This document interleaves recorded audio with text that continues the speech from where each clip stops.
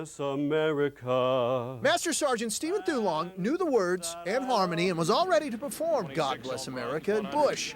As he was waiting to take the mic, he noticed someone in the crowd who could truly appreciate this moment. They zoom in, oh, Steven Tyler in the audience. Oh, hey, I'm going to sing, and Steve Tyler's going to get to hear me sing God Bless America. Little did Thulon know that Aerosmith's frontman would not only hear him sing, time to stretch, but would accompany him on the field during the 7th inning stretch. It was completely surreal. And a bit nerve-rattling, you see. God bless America.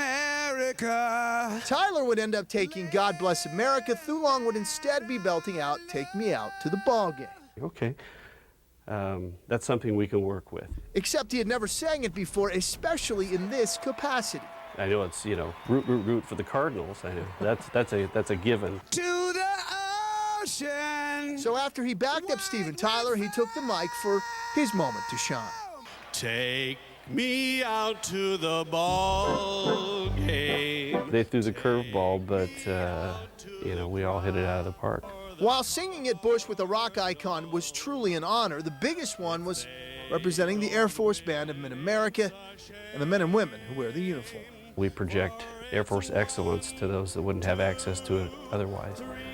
And mission accomplished.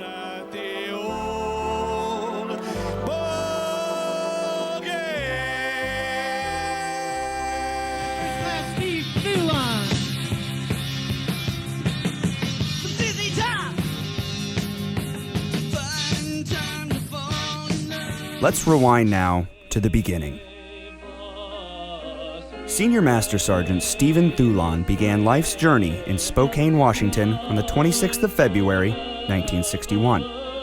JFK was still alive, the United States was in the middle of the Vietnam conflict, and the United States Air Force was in the middle of puberty at the tender age of 13.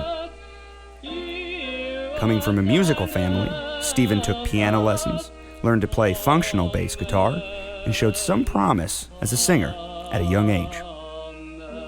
At the age of 15, Stephen made the mastery of singing his aim and began a journey with excellence. During Stephen's high school years, he would spend the weekends singing for hours on end. He eventually became a soloist and sang for church services, and also sang tenor in the school choir. In college, he got into a bit of trouble for singing at a recital on a Friday night. That night was the first time Stephen experienced a curtain call, and was the only performer who did on that night. Later, he joined the college choir, the men's choir, the college mixed and male quartets, and studied with Francis Cosentine, the vocal professor at Weimar College. During his 3.5 years at college, Stephen sang for churches all over the Central and Northern California region. Before joining the Air Force, Stephen served as the assistant pastor of the Roseville Seventh-day Adventist Church for 1.5 years and was the managing editor for the Weimar Institute Weimar Bulletin paper. Then in 1984, at 23 years of age, Stephen went to Travis Air Force Base and auditioned for then Captain Lowell Graham. In July of 1984, Stephen went to basic training and had a great time being a sort of novelty and was ordered to sing arias as the training instructor did inspections. Stephen did not receive any demerits and missed honor graduate by a score of 1 on the final exam. For Stephen, excellence was a state of mind when folding underwear and making tight hospital corners. August 23rd, 1984. Direct duty to Wright-Patterson Air Force Base with the 661st Air Force Band. Soon, Stephen was in the thick of things, taking on new musical horizons in the world of pop and rock.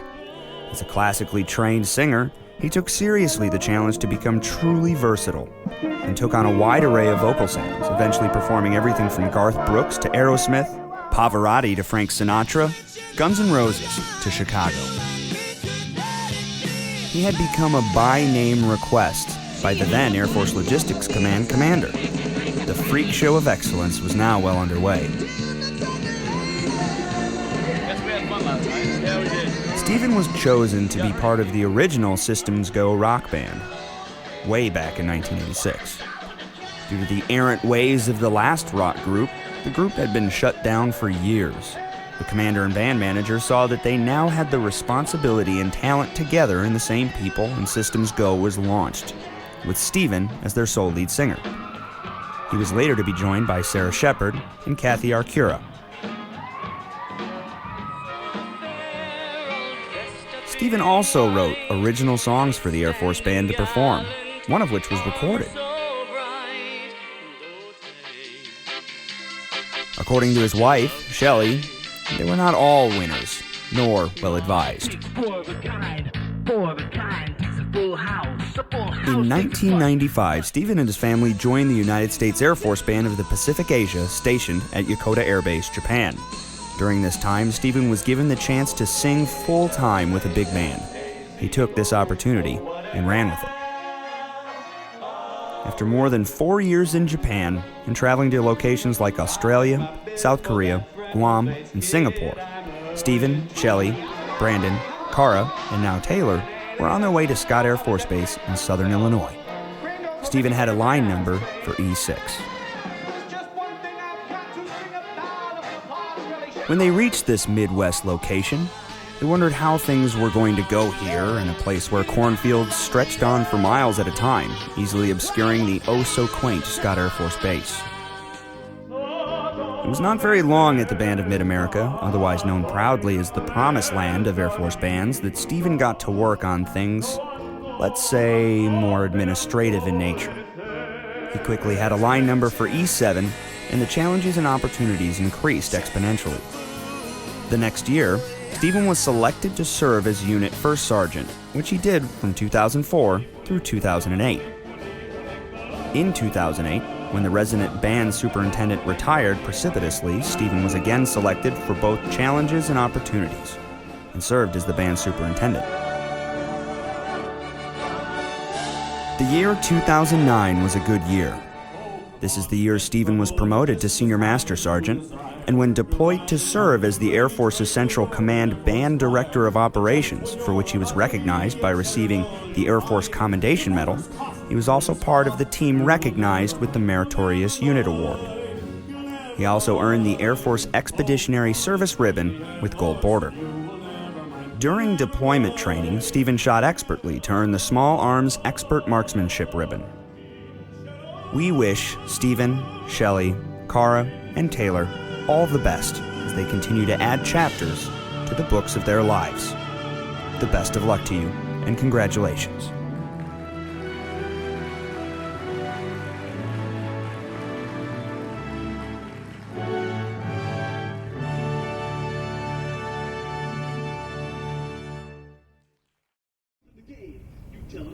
The game.